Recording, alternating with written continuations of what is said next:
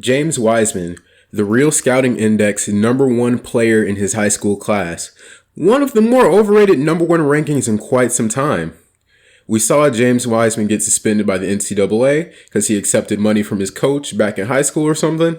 And the NCAA said, pay it back to a charity or you can't play. And Wiseman said, fuck you, I'm the #1 player in the country. I'll go top 5 in the draft anyway, with or without you.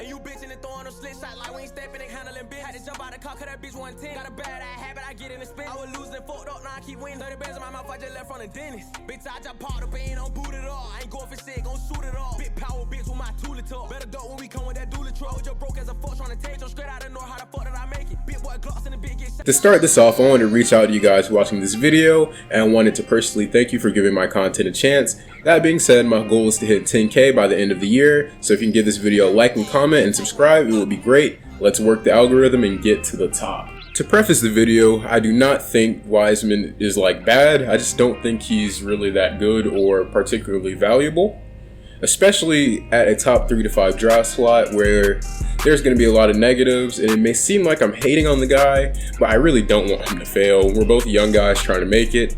I do not want him to fail. I just want to see more, and I want to see him improve on his strengths and weaknesses, and I want to do my job and inform people on their strengths and weaknesses. That being said, I'm going to be referencing the EYBL a bunch in this video, which is where most of the best high schoolers in the country coalesce and play at the Nike AAU circuit, basically. And I'm mentioning it a lot for him because he played 21 games there against good competition, opposed to at Memphis where he only played 3 games due to his suspension, 2 against really bad teams with no big man, and 1 against Oregon where, he didn't look too hot. And considering it's very difficult to make a large leap in a few months between EYBL and college, I think it's kind of fair to give an assessment on him based off of a little bit of both. A little bit of what we saw at Memphis, because maybe he improved a little bit, and then what we saw in EYBL, because that's where his largest sample size is. Wiseman is a pretty polarizing player. Some people think he's a star and some people think he's a bum. I fall somewhere in between. I don't think he's a future superstar, but I also don't think he doesn't belong in the NBA. There's definitely worse players than Wiseman in this draft, but the thing about that is those guys aren't getting drafted anywhere near the top 5, which is where Wiseman is getting slotted at. But let's start off on a positive note.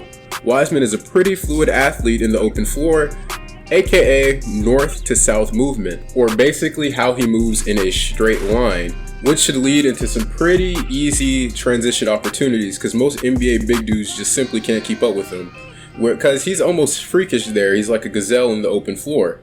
However, people conflate being a good north to south athlete with being a good east to west or lateral mover, if you will. That could not be farther from the truth, as these movements use different muscles and require different levels of flexibility in different tendons. Wiseman will have issues as a pick and roll mover and moving in space, which will limit him to being more or less a drop big. This is one of the main differentiators between him and the likes of Onyeka Okongwu, who, while not elite at any one coverage, he has a chance to be very, very good at a plethora of pick and roll coverages, which makes him more scalable to different teams and different schemes. That being said, Wiseman is strictly a drop big, but the thing with that is he's not even good at that currently, but that should work itself out in time because he's just going to get the reps to work it out. Just by virtue of being one of the largest humans on the planet, he has a chance, however small, to being a rather dominant drop big, but the question has to be asked, how valuable is drop really in the modern NBA? Teams are going smaller in the playoffs, and that could make a strictly drop big's job a living hell. These guys aren't strict drop, but as we've seen with guys like Gobert, who is one of the best defensive bigs ever, or even Embiid, who is another defensive player of the year candidate. And keep in mind, these guys are a lot more viable on the perimeter than a guy like Wiseman is defensively. They are seeing diminishing returns in the postseason as historically dominant defenders. Imagine what's going to happen to a guy like Wiseman, who is nowhere near the mover of either of those guys, and he's already not to their level of defensive talent. Regular season, this could work out. Teams aren't going to be gunning for Wiseman, and he could survive out there. But if you are a team that wants to make deep runs in the postseason, I don't think Wiseman is the player for you to be drafting that high, because it will come to the point where he can't play in the playoffs, and you just can't bench the guy. You spent valuable draft capital on him, and his second contract is probably going to be something big that someone's going to pay him because he was a top 5 pick and he's going to put up numbers. You want vindication of your decision making. So if you want to be just pretty solid, which is what a team like the Pistons have been the last couple years building around Andre Drummond, because I'd be surprised if Wiseman is ever a high-level floor raiser to single-handedly carry an offense or a defense into low-level playoff contention like Drummond has done in the past. But if he does hit his 100 percentile outcome, I can see him becoming that kind of guy where he's leading you to low-level playoff bursts and low-level playoff success, but your ceiling is really capped because he's taking a majority of your money and he's going to be running your offense. It's just, you're going to be doing too much through James Wiseman. Also, defensively, Wiseman just looks kind of lost out there. His positioning is just bad. He really doesn't know where he should be. He has this laser-like vision on his man when he plays a position that's supposed to be the backline of the defense and he's supposed to be the rim protector. He seems to be more happy focusing on what his man is doing off the ball than being able to see the floor and make the consistent right decision as the rim protector and as a team defender as the last layer of your defense. I expect it to get better with more reps. However, I'm not sure how much improvement I can really expect from a guy that is just that slow of a processor in these moments.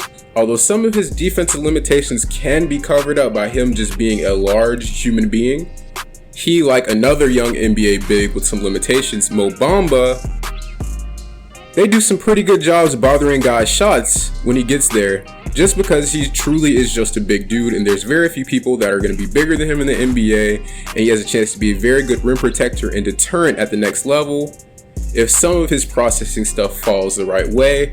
And I'm not saying he's going to be Gobert or Embiid or anything like that, but he has a chance to be of the upper crust of NBA rim protectors just by being a special built human being. However, it is up to you to decide how likely it is for him to capitalize on said gifts.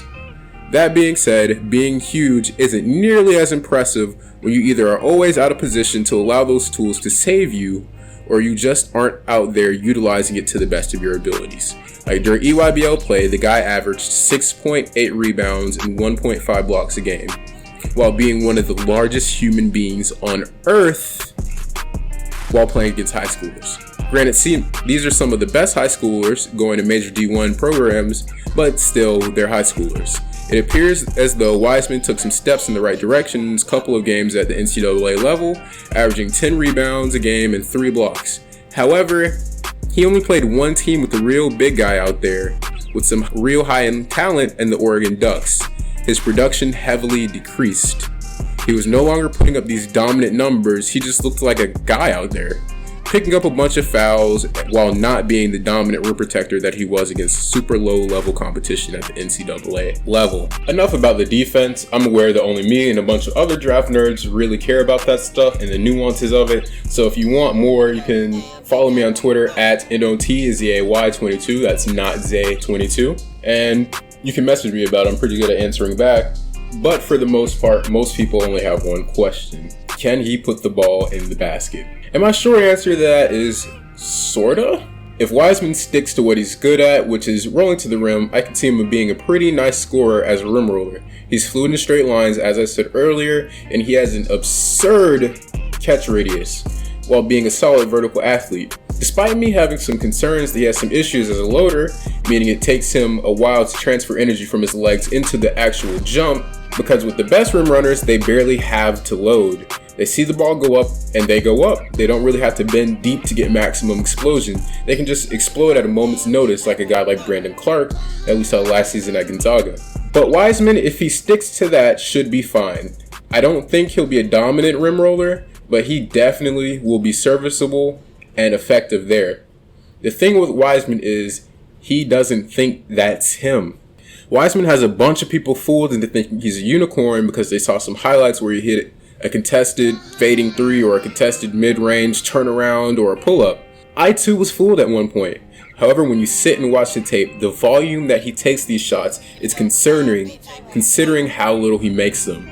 He was taking shots only Kevin Durant, T-Mac, and Michael Porter Jr. should be taking, and he was not making them at even a respectable clip. I liken it to when you're watching Westbrook and he keeps taking those threes. It's just sort of like, dude, I don't think you have the facilities for that, big man. There was even a quote of him saying he models his game after Kevin Durant and Giannis Antetokounmpo, when he just simply is not that kind of player. Imagine DeAndre Jordan saying he models his game after Tracy McGrady. Doesn't make sense. If he's drafted by the Warriors, I'll be a little bit less concerned. However, a bad team isn't going to be able to tell their top 5 pick not to take horrible shots because A, they spent a top 5 pick on him and they sucked the year before. And B, who's going to be the one to tell him? Devontae Graham? Zach LaVine? Why should he listen to them? They were just a bottom 5 team in the NBA last year. It's the lack of self-awareness in junction with the likely roster construction around him that worries me about his future as an offensive player, more so as a scorer and him trying to do too much. Another part of the James Wiseman experience is his shooting. He surely takes them at a high clip, but he shot 14.8% from 3 and EYBL shooting 55% from the free throw line, which is what a lot of people use as sort of a baseline for shooting improvement and shooting potential. That doesn't give me much optimism for him as a shooter, but let's be nice to him. Let's look at the college stats where he shot 0% from 3. Granted, he only shot one of those threes in the 3 games he played under Coach Penny, so maybe it's possible that his shot selection was reeled in a little bit, and he shot 70% from the free throw line on 27 total attempts in those 3 games. So let's be nice and average the 2 free throw shooting numbers, which puts him at 62% as a free throw shooter. And remember, that's being nice. So optimistically, he's around Andre Drummond levels as a free throw shooter. The shooting projections are rough for him, so now do you see why I have such an issue with him firing away like he's Kevin Durant? But last but not least, I want to talk about his passing. I'm not going to harp on it and be overly negative on the guy, but boy, it's rough. Just going to leave it at he had 1 assist in his 3 games at Memphis. So maybe it was his role, right? Maybe Penny wasn't using him correctly. So let's look over the EYBL stats where he had 14 total assists while accumulating 44 turnovers. I'm not even going to calculate it. The ratio, just know it's bad. He had bad tunnel vision, and his lack of passing is what makes him becoming any sort of high-level creator a pipe dream. How are you going to have high usage for your team if you can't be trusted to make the correct decisions and you turn the ball over like a madman when you have the ball for your team on majority of their possessions? Not to mention he has the tendency to lose the ball for no reason and dribble off his feet when he does his infamous Kevin Durant impressions. I don't like player comparisons, but it makes things easier to envision for those who aren't watching the film very much, and I can see James Wiseman becoming a player along the lines of Andre Drummond, DeAndre Jordan, or Hassan Whiteside. Good regular season players who will put up the numbers and even help you win games. But when the playoffs come around, they end up hurting you more than help. Basically, I wanted to end this video thanking you guys for once again giving my content a chance. I know it's been a while since I've put out a video like this, but yeah, like, comment, subscribe for more content, and I'll talk to you guys later.